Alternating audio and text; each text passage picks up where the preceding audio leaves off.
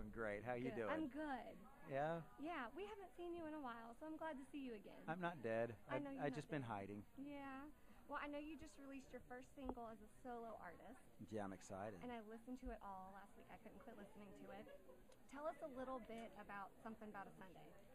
It's a song I wrote with a great writer artist named Josh Thompson. We both used to write over at Sony together, and he came in and wanted to write something honest and truthful. And I was lucky enough back in the day when long story short, I got to stay. I became friends with Johnny and June, Johnny Cash, and I lived at the house for a while. And um, he always told me you can't go wrong with the truth because people recognize the truth right away, even though it's been years since they heard it.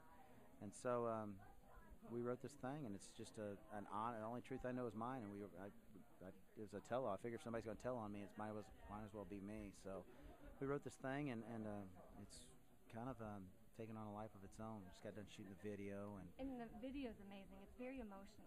thank you. I It mean, is.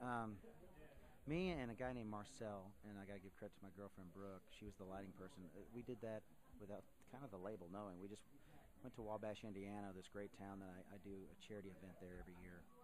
And they kind of gave me the key to the city, and I had that old movie theater built in 1903 in the arena there, and I didn't tell Marcel that where we were going, so we just got in the car. I said, "Get all your video gear," and we loaded it all up and all the movie gear, and I started driving, and he's like, after like 3 hours, "Where the heck are we going?" And it's like, we got 4 more hours to go, and he was a little ticked off, but I kept him stocked in cigarettes and Starbucks, and he was good.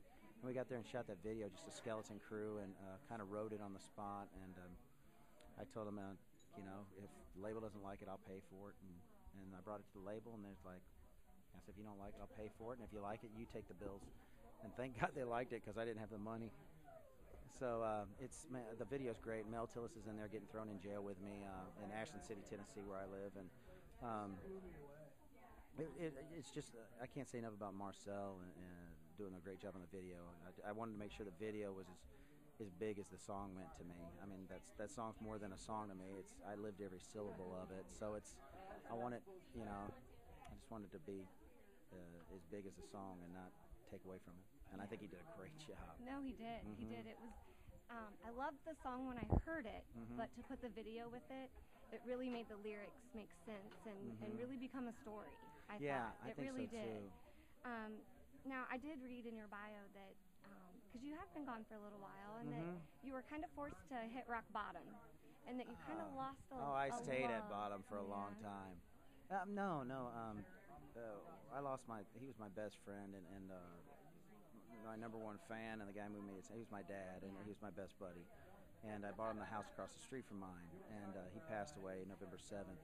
And when he passed away, I kind of I knew I was going to quit Trick Pony before that because I had solo offers, offered to me, and at that time we were growing up. Apart from each other, and but I was betting on the come line. They brought me to the dance. We put that thing together, and I was with them. But after my dad passed, I was like, I'm going to do a solo record. But first, I got to step away and take a break. And I was getting a lot of cuts all through that. A lot of people would cut my songs, Gary Allen and Montgomery Gentry, and a lot of people. But I just took a break. I just took a big, deep breath and stepped back. I had to because I couldn't write nothing unless I knew what the heck I was about anymore. And at that point, I was a tiny boat in an angry sea, And Eddie Montgomery called me up, and I got 70 acres out there to do whatever crazy thing I wanted to do. And he called me up and said, "You got to get off that farm. You're going to do something stupid." And I was like, "All right." So I went to his house in Kentucky, and we drank a lot of whiskey and listened to a lot of Vern Gosdin and cried. And a guy named Kim Tribble came up, and we wrote this thing called "Hung Over You," and it wrote about my dad. And I don't know, there was just a light bulb went off, and I just started writing better and better songs and just real things, just hoping they rhymed at the end. And it was like just going, I was writing like crazy. And I was writing for Sony, and I wrote One in Every Crowd during that little 2-week span with Eddie and Kim. And it seemed like I was just writing, everything I was writing was really good. And Trace Atkins called, and the title of his new album, Proud to Be Here, was a song I wrote with Chris Wallen and Aaron Barker. So it was things were lining up, and I don't know why I don't know why it took all that. Maybe my dad's co-writer, and I don't know. But I finally knew what I wanted to take my time and make a record that touched people. I didn't want to be the typical. Everybody knew me as the high octane.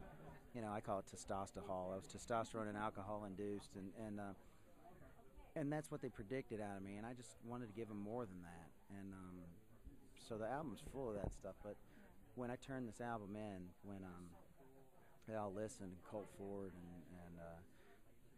Ken, my manager, and Tom Baldrick, everybody's like, "That's the single," and I was like, "I'm fine with that." I would love to tell the truth and say, "Here it is." If they're willing to listen, I'll say it. I've always been an open book, and it's sometimes bit me in the butt.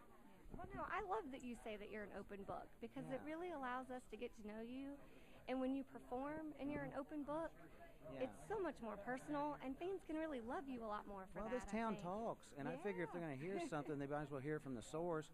Because by the time the story comes out, it's so escalated. I feel like Tanya Tucker, for God's sakes. It's like all of a sudden the story's larger than reality. And I'm like, that ain't how it happened. So you might as well hear it from me. So what are we going to learn about you with the new album that you have coming out this summer? What is it that we're going to learn? I'm a great bunch of guys. For me to slow it down, it's got to mean something. I think a lot of people listen with their eyes, and they saw me as just the bass player of Trick Pony, and they didn't know that they don't know that I was a music major in college, and had a scholarship, and I play like over 10 instruments, and it's a lot deeper than that. I'm not, I actually do get serious from time to time.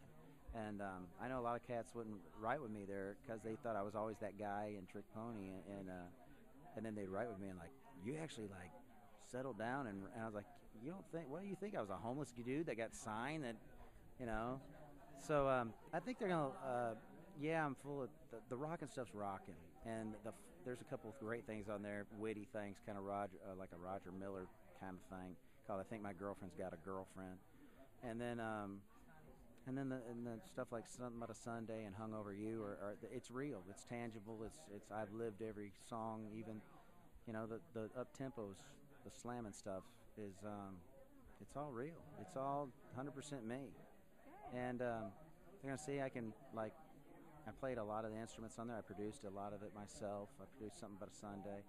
They're gonna see I'm a little bit deeper than they think. They shouldn't judge a book by its cover. Who was your favorite country music artist when you were growing up? Merle Haggard. What's your biggest pet peeve? People that are late. Cats or dogs? Dogs. Who would you most like to be stuck with in an elevator? Stuck with an elevator? Oh my God. Female or male? Whichever. Well, it'd probably be female. Good Lord. Shoot. Katy Perry probably lately. Lately she's been good.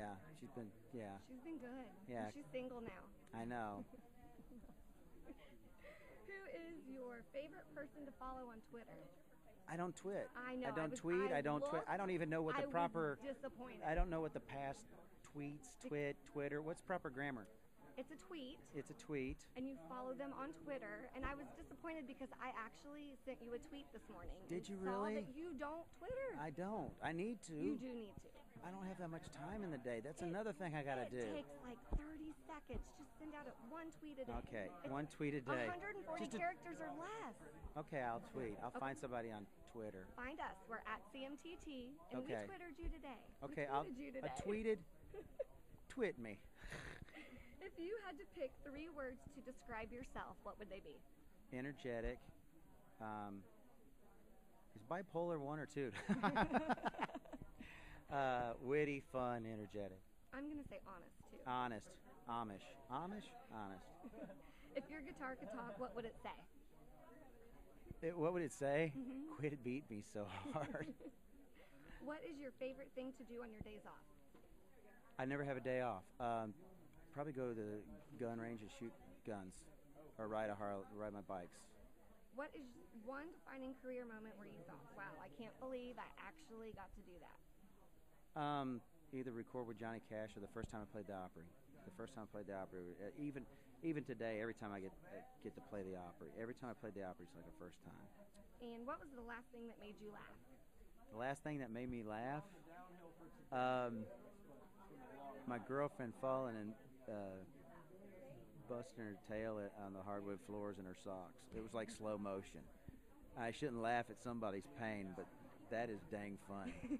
When you see somebody that like tries to regain balance and the fall takes about 30 seconds. It was awesome. It was great. I wish she would do it every day for me. I would live longer. Something about a Sunday makes a man feel like someday he can change.